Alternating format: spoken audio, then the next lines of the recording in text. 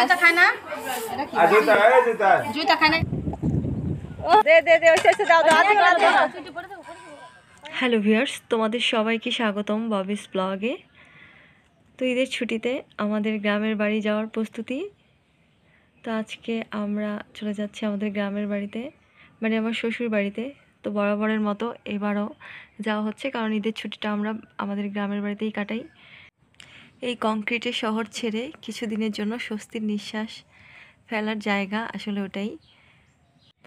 আর এবার পুরো রমজান মাস জুড়েই কিন্তু স্কুল বন্ধ ছিল, তো বেশ অনেকটা সময় ছুটি ছিল, আর ঈদের ছুটিটা অনেক বেশি। তো বন্ধের দিনগুলো নিয়ে যেহেতু ছুটিটা পড়েছে, তো জয়িতা তো অনেক আগেই বাড়িতে যাওয়ার জন্য অস্থির হয়ে গেছে। তো বিভিন্ন সমস্যা এবং কারণের জন্য যাওয়া হয়ে ওঠেনি। তো এবার এক সপ্তাহের জন্য যাচ্ছি গ্রামের বাড়িতে। তো আসলে বাড়িতে যাওয়ার সময় এই যে দুই পাশের রাস্তার যে দুই ধারের দৃশ্য, এগুলো দেখতে আমার খুবই ভালো লাগে। বেশ অনেকটা উপভোগ করে আমরা বাড়িতে যাই এই যাত্রাপথের দৃশ্য দেখতে দেখতে। তো যাই হোক, তো এই যে দেখো চলে আসলাম প্রায় আমাদের বাড়িতে। এই যে আমার গুদু, এইটা আমার গুদু, এইটা আমার গুদু, গুদু কোলে নিচ্ছি। গুদু আছে দেখাচ্ছি, এই যে বড় গুদুটা। তো ওদের সাথে সময়টা আমার বেশ ভালোই কাটে এখন বাড়িতে আসলে। আর এখন বাচ্চা কাচ্চা দিয়ে আমাদের ঘর পুরো ভর্তি, বেশ ভালোই লাগে। আর আমরা এখন খাবো দুপুরের খাবার, আর আমাদের আস্তে আস্তে প্রায় 4টা বেজে গিয়েছিল। তো এসে দেখি ওদের সবার খাওয়া শেষ। তো যাই হোক, তো দুপুরের আজকের আয়োজনে কী কী ছিল তো সেটা তোমাদের সাথে একটু শেয়ার করছি। তো এটা হচ্ছে আলু ভাজা, আর হচ্ছে কচু পাতা দিয়ে গুঁড়া মাছ পাতুরি করেছিল। তো ভালোই লেগেছিল খেতে, খারাপ লাগেনি। আর সাথে ছিল হচ্ছে টক ডাল, মানে টমেটো দিয়ে টক ডাল রান্না করেছিল, মুগ ডাল ছিল। যদিও সব কিছু তোমাদের সাথে দেখাচ্ছি না, কারণ দেখাতে পারিনি। আর এটা হচ্ছে আমাদের বাড়ির পাশের খালের ধরা মাছ, আলু এবং ডাঁটা দিয়ে রান্না করেছে। তো মাছটা রান্না কিন্তু অনেক বেশি মজা হয়েছিল। আর এটা হচ্ছে পাঙ্গাস মাছ, আর জয়িতা খাচ্ছে মাংস দিয়ে। জয়িতার তো মাংস হলে আর কিছুই লাগে না আমার কাছে। যাই হোক, মাছটা কিন্তু খুবই ভালো লেগেছে। আর শুদ্ধ এখানে কি খাচ্ছে বলো তো? মধু, পুরাই মধু। তো যাই হোক, বর্তমান সময়ের সবথেকে ভাইরাল ডায়লগ তরমুজ নিয়ে।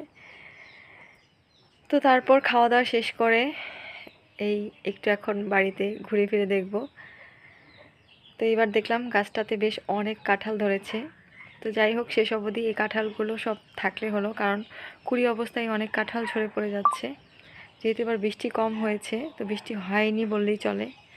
তো তারপর খাওয়া দাওয়া শেষ করে এই তো বাচ্চা কাচ্চা সমেত একটু বের হয়েছি আমাদের বাড়ির চারপাশে ঘুরে দেখব বলে। তো এটা বরাবরের মতোই আমার অভ্যাস, বাড়িতে আসলে তো বসে থাকি না, তো চারপাশে ঘুরে বেড়াই।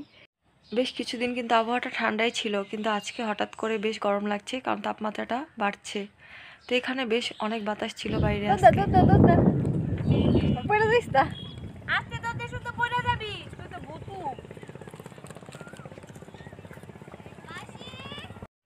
বাচ্চাদেরকে নিয়ে ঘুরতে আসলে বাচ্চারা খুবই আনন্দ পায়। তো এই যে আমার কোলে গুদুর অবস্থা দেখাচ্ছি, ও আসলে নিচে নেমে যাওয়ার জন্য খুব অস্থির হয়ে গেছে, কারণ শুদ্ধ খেলছে এটা দেখে খুব বেশি আকুলি বিকুলি করছে। তাকাও, বাতাস। আর এখানে আমাদের বাড়ির পাশে মসজিদের একটা কল রয়েছে, তো এই কলের জলটা খুবই ভালো। তো বিকেলবেলাতে এখানে এসে অনেকেই জল নিয়ে যায়, তো আমরাও আগে নিতাম এখান থেকে এসে। তো এই যে হাঁটতে হাঁটতে সবার পিপাসা পেয়ে গিয়েছে, তো এখান থেকে জল খেয়ে তৃষ্ণা নিবারণ করার চেষ্টা। তো জল খাওয়ার আর কিছু নেই পাত্র, তো চিপসের প্যাকেটে করেই জল খাওয়া হচ্ছে। তো শুদ্ধ খুব বেশি এক্সাইটেড এই ব্যাপারটাতে, জল যতটা না খাবে তার থেকে বেশি আগ্রহ এই চিপসের প্যাকেটে জল খাওয়া নিয়ে। তো আমার জন্য খানিকটা নিয়ে আসছে। চিপসের প্যাকেটে জল খাবো, খাবো খাবো খাই। কার জন্য জল নিচ্ছ? দিদির জন্য। আর কার জন্য? হ্যাঁ, দিবাই।